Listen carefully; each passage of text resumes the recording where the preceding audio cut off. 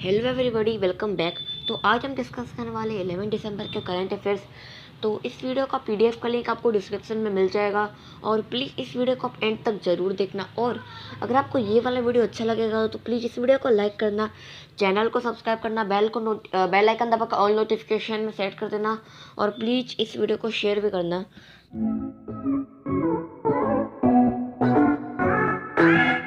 तो आगे बढ़ते हैं क्वेश्चन नंबर 1 की तरफ। क्वेश्चन नंबर 1 ये है, which country will host the world economic forum 2021।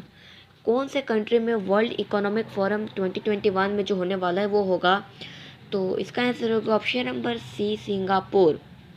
The World Economic Forum will hold its 2021 annual meeting in Singapore instead of its traditional home Switzerland, which is battling a surge in coronavirus infection.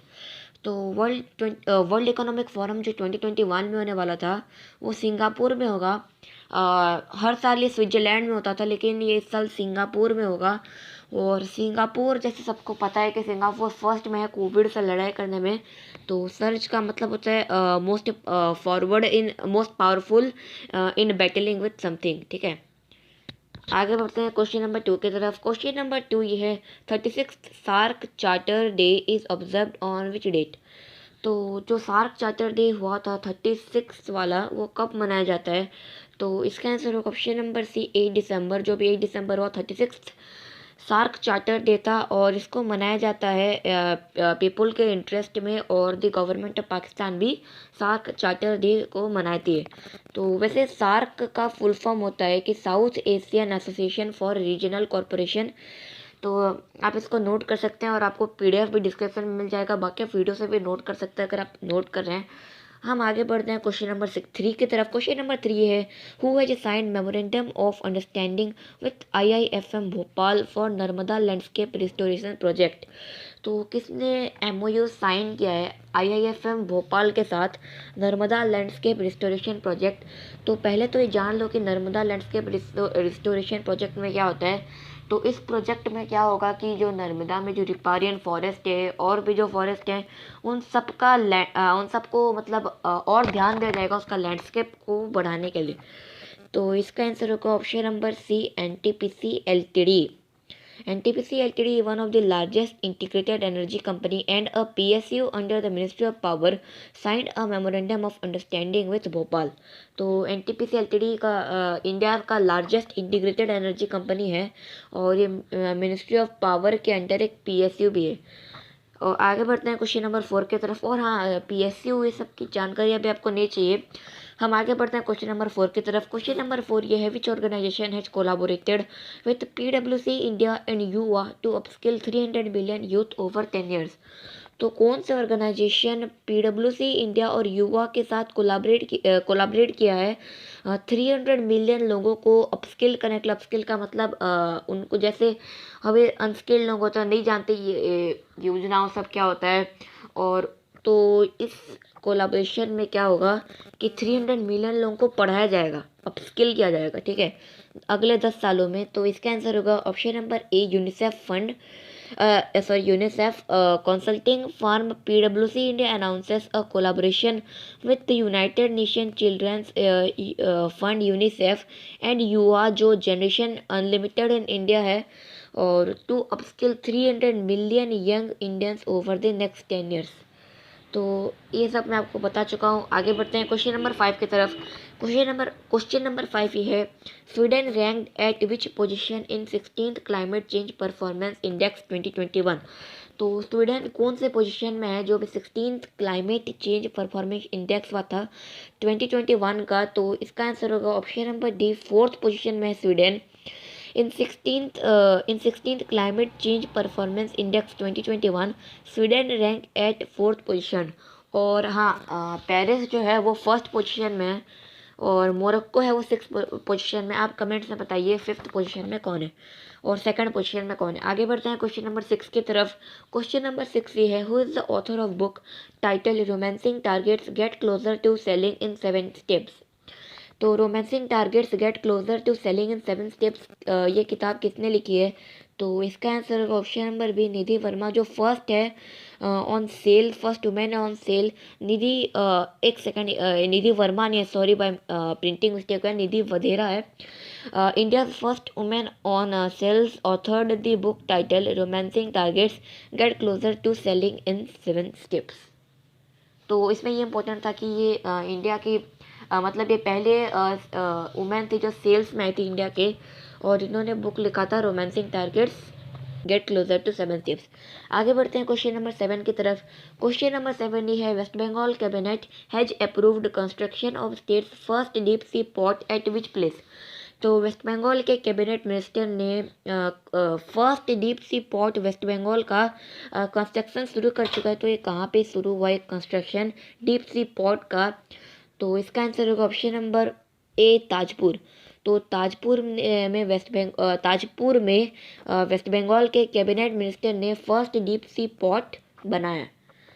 आगे बढ़ते हैं question number 8 की तरफ। Question number 8 ये है, who has been appointed as first CEO of WHO foundation? तो किसको WHO foundation का फर्स्ट सीईओ बनाया गया है?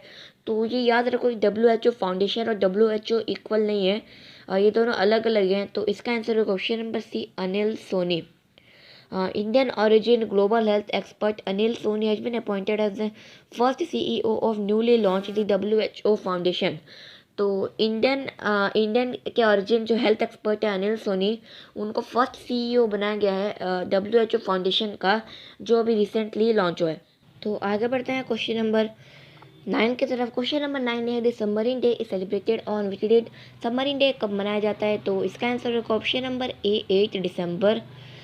Every year on December 8, the Submarine Day was celebrated to mark the birth of Indian Navy's submarine arm, with the commission of its first submarine, erstwhile INS Calvary on December 8, 1967। तो हर साल दिसंबर 8 को submarine day celebrate किया जाता है Indian navy के submarine arm के birth के लिए। मतलब कि इस दिन INS कालावरी का कमीशन हुआ था, जो कि इंडिया का फर्स्ट सबमरीन था, और ये हुआ था दिसंबर 8 में 1967 में। आगे बढ़ते हैं क्वेश्चन नंबर 10 की तरफ। क्वेश्चन नंबर 10 ये है, who bagged sports person of the year award? तो किसको sports person of the year award से घोषित किया गया है? तो इसका आंसर होगा option number A, Bajrang Punia, and option number B, Elavenil Valarivan, यानी कि D, both A and B.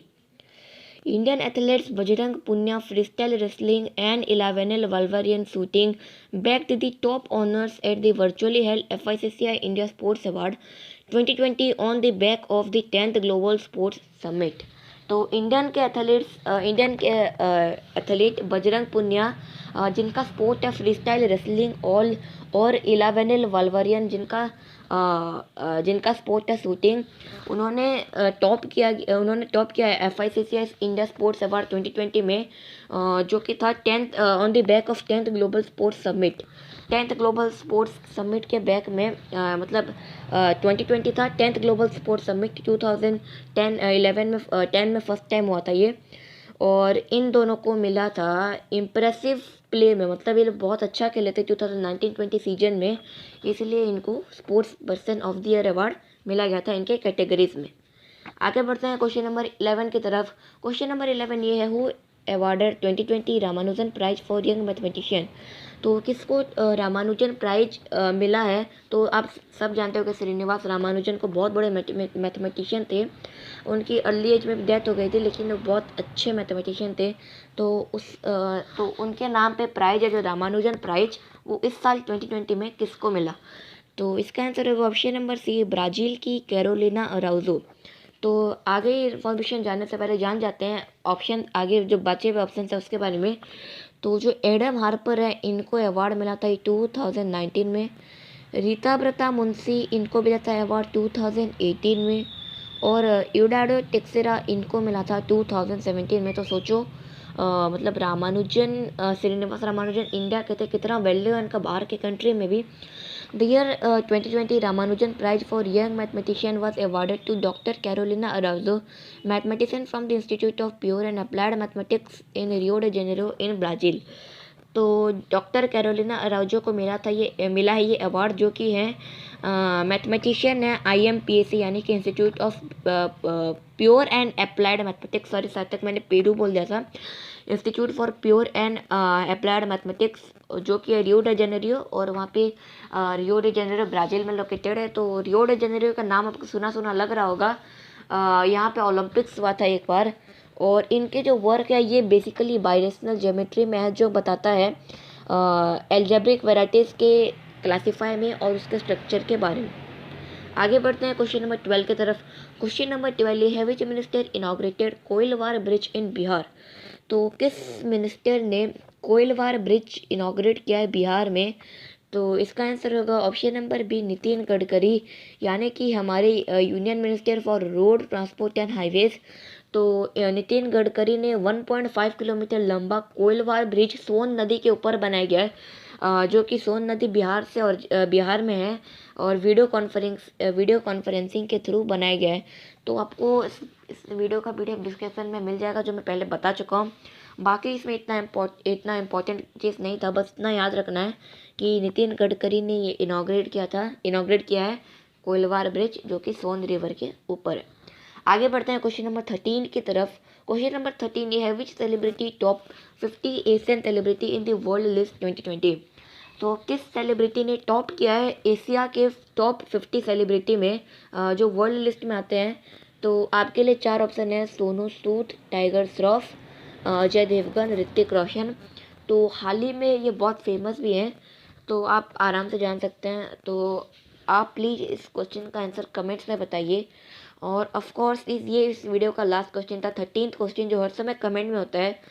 तो अगर आपको ये वाला वीडियो अच्छा लगा तो प्लीज़ इस वीडियो को लाइक करना, चैनल को सब्सक्राइब करके बेल आइकन दबाना, और उसको ऑल नोटिफिकेशन में सेट कर देना सारा वीडियोस पहले पाने के लिए। और प्लीज़ इस वीडियो को शेयर भी करना। बाकी थैंक्स फॉर वॉचिंग।